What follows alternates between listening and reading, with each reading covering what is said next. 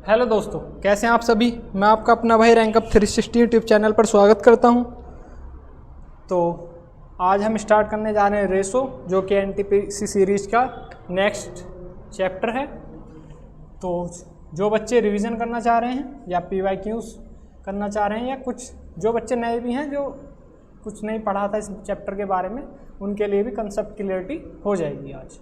ठीक है, तो आइए स्टार्ट करते हैं रेशो से। देखिए, रेशो क्या होता है? अनुपात। किसी भी चीज़ को जब हम रेशो में बांटते हैं, डिवाइड करते हैं, तो उसे हम लिख देते हैं। जैसे मान लीजिए कि एक तरबूज है, और इस तरबूज को क्या करूं मैं, किन्हीं भाग में बांट देता हूं ऐसे। तो ये कितने, 1 2 3 4 5, ये 5 भाग हो गए। तो मैं कह सकता हूं, और मैंने अगर ये दोनों किसी और कलर से इन्हें क्या कर दिया, मैंने इन दो को क्या कर दिया, मैंने इन्हें ब्लैक कर दिया, या इन्हें क्या कर दिया, मैंने वाइट कर दिया। तो क्या होगा इसका मतलब कि ये जो दो हैं हमारे, ये दो, ये इनसे डिफरेंट हो जाएंगे बिल्कुल। तो मैं लिख सकता हूँ कि 2:5, और इस 5 का मतलब होगा क्या कि ये जितने भी ये हमारे सारे वो थे पार्ट्स, ये हो गए 5, और जो 2 कलर में है वो क्या हो गए आपके, ये 2 सेलेक्टेड हो गए। तो रेशो इस तरह से हो सकता है। या रेशो में ये भी लिख सकता हूँ कि 2 3, इसका मतलब हुआ कि ये 2 ब्लू कलर से थे और 3 क्या थे, ब्लैक से। ये इस तरह से भी लिखा जा सकता है। तो अपने आप में रेशो क्या है, चीज़ों को डिवाइड करता है।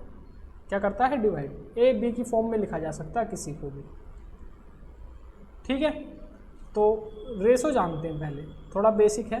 देखिए, अगर मैं कहूँ आपसे कि ए बी का रेशो 2 3 है, और B और C का रेशो क्या है, आप कहें 4 और 3 है। तो अब मुझे बताइए कि A, B और C का अनुपात क्या होगा, यानी कि तीनों का क्या अनुपात क्या है। तो मैं क्या करूँगा इसमें, देखिए मेथड 2 3 होते हैं। पहला मेथड क्या है कि मैं इसे 2 लिख सकता हूँ, 3, यहाँ पर ये वाला 4 और 3। एक मेथड है कि मैं यहाँ पर भी 3 लिख दूँ, ये वाला 3, और इधर ये 4 लिख दूँ। इसके बाद क्या करूँ, इनका मल्टीप्लाई, 4 दूनी 8, 4 तिया 12 और 3 तिया 9, इस तरह से। ठीक है, तो ये क्या हो गए, रेशो में आ गए। एक मेथड तो हो गया ये। दूसरा क्या है, जो ये ए बी सी है, ए बी सी 2 3 और 4 3, तो मैं क्या करूँगा, इसको सेम कर लूँगा। ये जो 3 बी है जो इसमें कॉमन है, मैं क्या करूँगा, इसको सेम कर लूँगा। देखिए सेम कैसे करते हैं, सेम इस तरह से होगा। इसमें 4 की मल्टीप्लाई, इसमें 3, तो ये आ जाएगा आपका 4 दूनी 8 और 4 तिया 12 और यहाँ 3 तिया 9।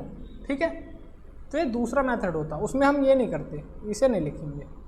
सही है, आइए बिना टाइम गवाए हुए क्वेश्चन की ओर बढ़ते हैं। पहले क्वेश्चन पे अप्लाई करके देखते हैं कैसे। देखिए ए बी 5 और 8 के अनुपात में, जबकि बी और सी 18 और 25 में। तो ए और सी बताना है। ठीक है, तो देखिए ए और बी, आप कहेंगे ये कितने अनुपात में, 5 और 8। इसी तरह से बी और सी, बी का कितना है, आप कहेंगे 18, और सी का कितना है, 25। सही है। अब मैंने बताया था आपसे क्या कि इसे लिखेंगे यहाँ पर और इसे लिखेंगे यहाँ, या इसको कॉमन भी कर सकते हैं आप। ठीक है, तो ये कितना हुआ, 18 पंजे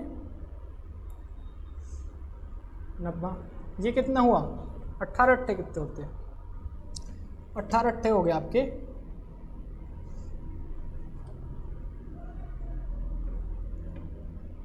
144, और ये कितना हो गया आपके 200।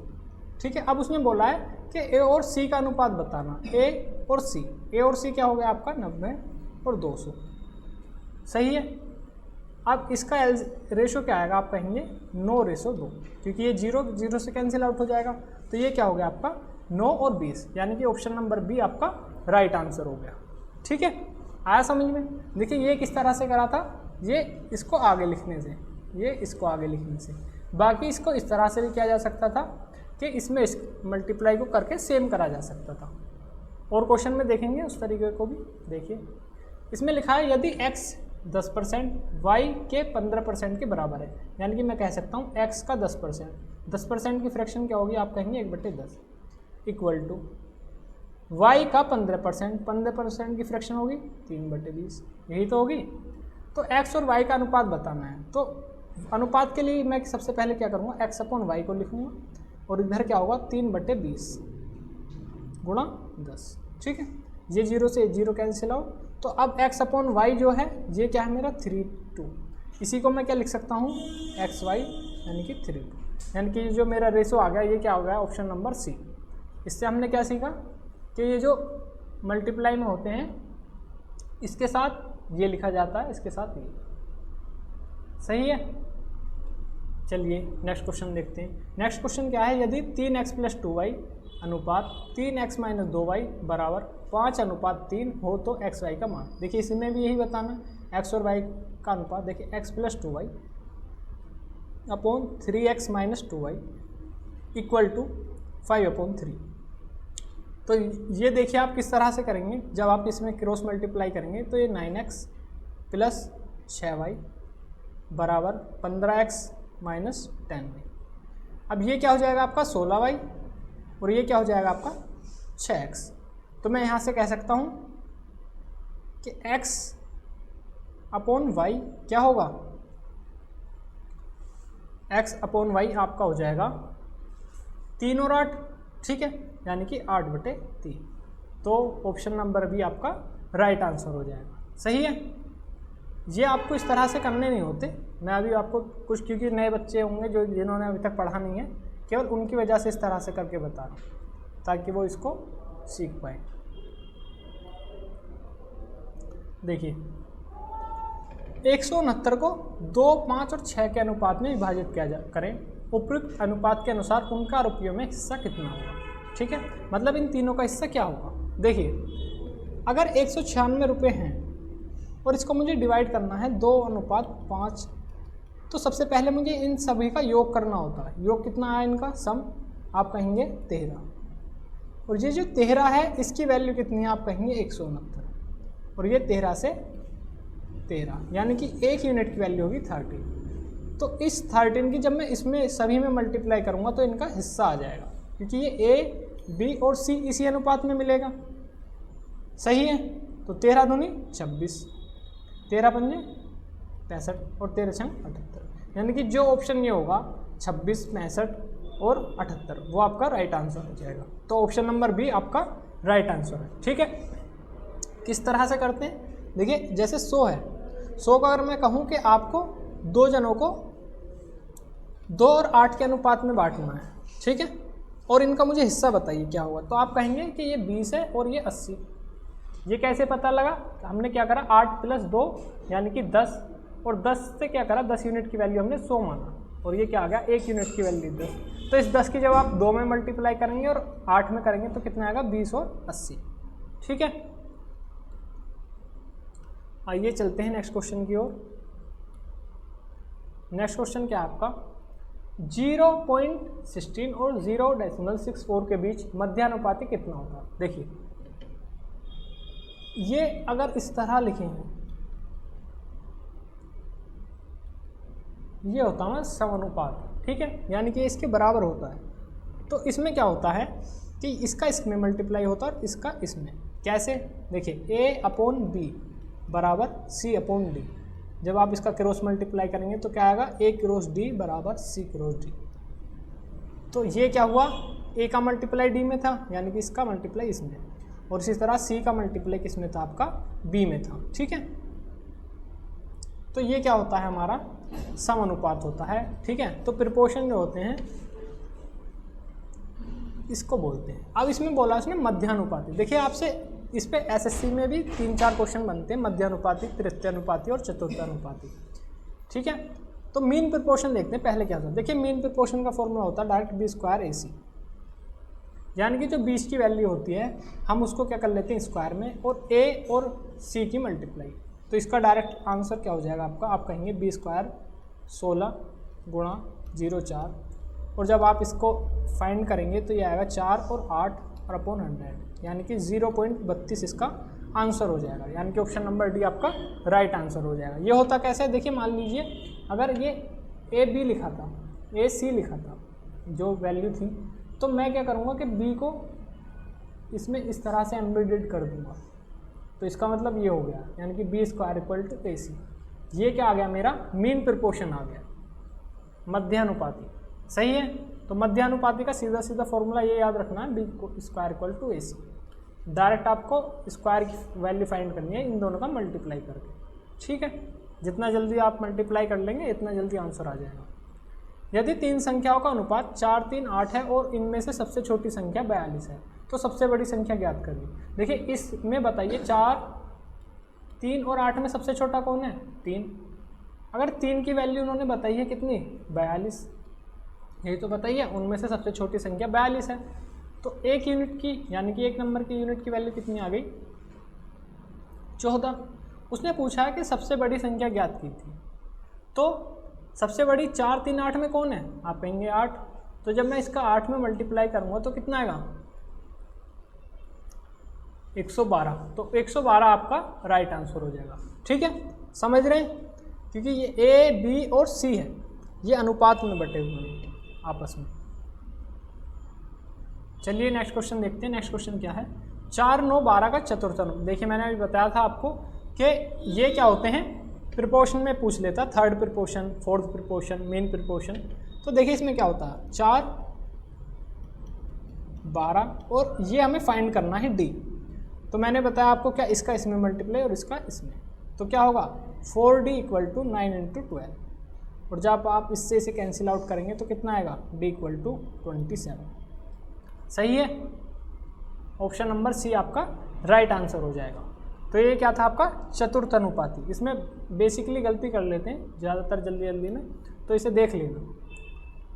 देखिए 16 और 40 का तृतीय अनुपाती क्या होगा? 16 और 40 का तृतीय अनुपाती क्या होगा?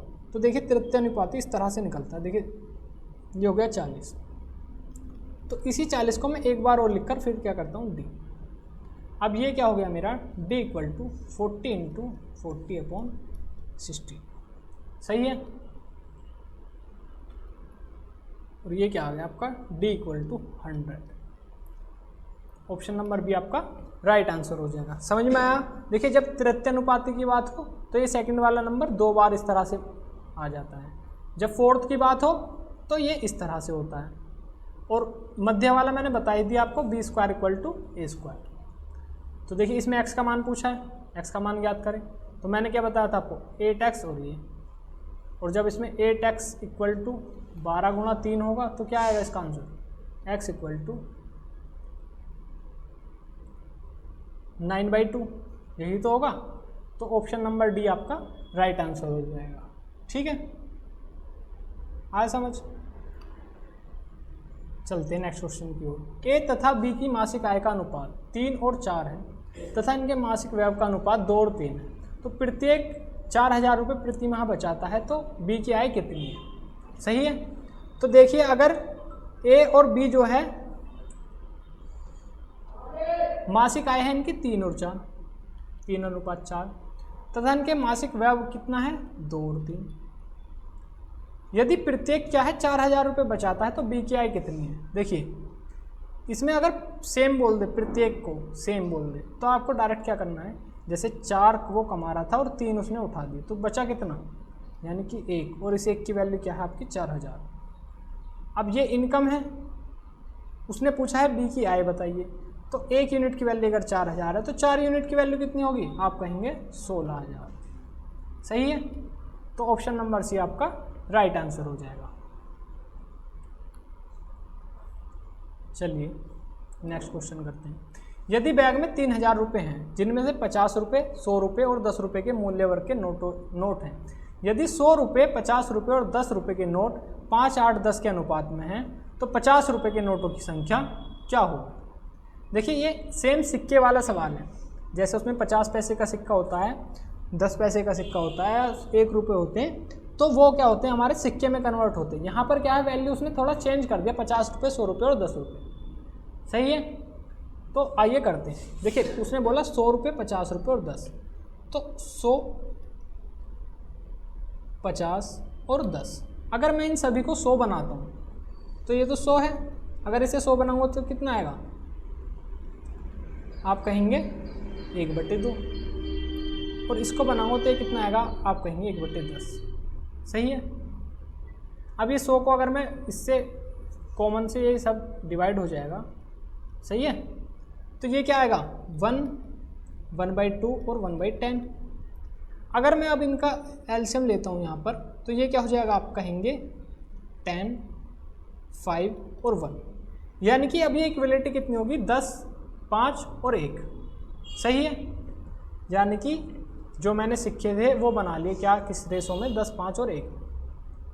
अब जब 10, 5, 1 में ये मेरे पास आ गए, तो मैं क्या करूँगा इसमें, ये मैंने बताया आपको सिक्के, जैसे सिक्के बनाते थे ना, वो फॉर्म। अब ये फॉर्म आ गई मेरी 10, 5 और 1। सही है। अब ये बाटे किस में है, 5, 8 और 10 में, यानी कि 5, 8 और 10, 5, 8 और 10। तो 50 रुपये के नोटों की संख्या क्या होगी, तो सीधा सा है, अगर 50 से हो जाएंगे 50, 8 पंजे 40 और 10, यानी कि अगर 100 यूनिट की वैल्यू कितनी है, 3000 है। कितनी है, 3000 है। 100 यूनिट की वैल्यू कितनी आ गई आपकी, 3000। तो मैं कह सकता हूँ 1 यूनिट की वैल्यू कितनी आएगी, 30। अगर 1 यूनिट की वैल्यू 30 है तो 40, यानी कि 5 वाला निकालना है ना, 50 वाला, तो 40 यूनिट की वैल्यू कितनी होगी, आप कहेंगे 1200। और 1200 को अगर मैं 50 से भाग करूं तो कितना आएगा, 24, यानी कि 24 नोट ऐसे हैं जो 50 के हैं। सही है। 50 से क्यों भाग करा था, क्योंकि ये 1200 रुपये 50 रुपये की वजह से थे ना, 50 रुपये के नोट की वजह से, तो ये 50 से इसलिए भाग हुआ। तो ये कितना आ गया, ऑप्शन नंबर सी आपका राइट आंसर हो गया।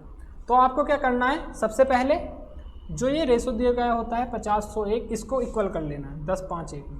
फिर उसके बाद जिसमें वो बटे हैं वो मल्टीप्लाई कर लेना है और ये टोटल सम के इक्वल रख देने हैं इनकी वैल्यू। सही है। चलते हैं नेक्स्ट क्वेश्चन की ओर। नेक्स्ट क्वेश्चन है आपका 117 की राशि को पी क्यू आर के बीच 1/2, 1/3, 1/4 के अनुपात के बजाय गलती से 2/3, 2:3:4 में विभाजित किया। इस विभाजन में कौन सबसे अधिक राशि और कितना प्राप्त करता है। देखिए, जब भी इस तरह से हो रेशो 1, 3, 1, 4, तो आपको क्या करना है, इसका एलसीएम लेके इसको सिंपल बना लेना है। एलसीएम क्या होगा, आप कहेंगे 12, तो यहाँ पर आ गया 6, यहाँ पर आ गया 4 और यहाँ पर आ गया 3। अब ये बटा है 2, 3, 4 में, जो गलती से बटा है, तो किसे ज़्यादा मिल रहे हैं। देखिए 6 से 2 गया, ये भी कम हो गया, 4 से 3 गया, ये भी कम, केवल ये 3 से 4 ये एक्स्ट्रा मिल रहा है इसको। सही है, समझ में आ रहा है। तो ये क्या होता है, पहले तो हमें 6, 4, 10 और 13, यानी कि ये 13 क्या है आपका 117। इस 13 की वैल्यू कितनी होगी, तो ये हो गया आपका 13 निम्मा 117, यानी कि मैं कह सकता हूँ 9 या 27। इसी तरह से इन सभी का सम करेंगे, 4, 3, 7, 2, 9। 9 की वैल्यू कितनी है, आप कहेंगे 117, तो 9 से कितना आएगा, ये 13, और 13 चौका 68। सही है, सॉरी 13 चौका 52। तो ये कितना आ गया आपका, ये आपका आर को मिल गए कितने, 25 फालतू। ठीक है, समझ में आया, आर को कितने मिले, 25 फालतू। तो ऑप्शन नंबर सी, बी आपका राइट आंसर हो जाएगा। समझ पा रहे हैं इसे। सबसे पहले क्या करना है आपको, ये जब फॉर्म लिखी होती है इसको सिंपल बना लेना है। फिर इन सभी का एडिशन किसके बराबर होगा, आप कहेंगे जो हमें यूनिट अमाउंट दिया गया है। इसी तरह से ये नीचे वाला भी क्या है, इन सभी का सम क्या है, इस यूनिट के बराबर होगा, इस वैल्यू के बराबर, और उसके बाद बस सिंपली मल्टीप्लाई कर देना नंबर्स का। अब आइए, ये लिखा है ए का 1/3, बी का 3/4 है, सी का 1/6 है, तो ए बी सी ज्ञात कीजिए।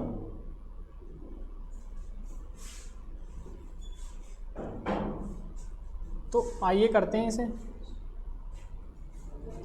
ए का 1/3, देखिए जब भी इस तरह से लिखे होते हैं 1/3, बी का 3/4, सी का 1/3, देखिए अगर ये ऐसे लिखा है 2, बी 3, सी 4, तो डायरेक्ट ये सी की वैल्यू लिखी होती है। ये होती किस तरह से, के की फॉर्म में आने के बाद। सही है, तो यहाँ भी क्या है, ए की वैल्यू क्या है, a/3 है। बी की लिख सकता हूँ मैं क्या, b अगर 3/4 है मल्टीप्लाई में तो ये 4/3 लिखा जा सकता है, सही है। और c क्या है आपका 6। अगर मैं ए बी सी आपसे कहूँ तो ए बी सी क्या आएगा, आप कहेंगे 3 4 3 और कितना है 6। तो इनका जब आप सिंपल रेशो बनाएंगे कितना आएगा 9 4 और 18। तो ये आपका जो ऑप्शन होगा वो आपका राइट आंसर हो जाएगा। तो ऑप्शन नंबर सी आपका राइट आंसर है, ठीक है। आइए करते हैं नेक्स्ट क्या है, देखिए यहाँ पर ये थोड़ा सा मिस्टेक है, ये 3 है, देखिए यहाँ पर नीचे सही लिखा है। तो इसमें क्या करेंगे आप डायरेक्ट, देखिए इनका इसका और इसका डिफरेंस लेंगे, इसका और इसका डिफरेंस क्या आएगा, आप कहेंगे 27, सही है। तो ये हो गया आपका 27 क्यूब बराबर, फिर इनका दोनों का जोड़ लेंगे, ठीक है। तो जोड़ कितना आएगा, आप कहेंगे क्यूब में है ये, और ये कितना आ गया 8 5 13 14 और 3। अगर मैं a cube upon b cube करता हूँ तो क्या आएगा, आप कहेंगे 343/27। और जब आप इनका क्यूब निकालेंगे क्यूब रूट तो ये आएगा आपका 7 और ये आएगा 3। यानी कि जो ऑप्शन हमारा 7:3 में होगा वो क्या होगा, राइट आंसर होगा। तो ऑप्शन नंबर डी आपका राइट आंसर है, ठीक है। ये कैसे करा, देखिए जब भी इस तरह का क्वेश्चन होता है तो पहले एक बार इनका डिफरेंस लेते हैं। तो जो डिफरेंस होता है वो क्या होता है, ये निगेटिव नंबर की वैल्यू के सामने लिखा जाता है। और ये जो ऐड होकर आता है इसको हम जो पॉजिटिव नंबर है उसके फॉर्म के सामने लिखते हैं, सही है।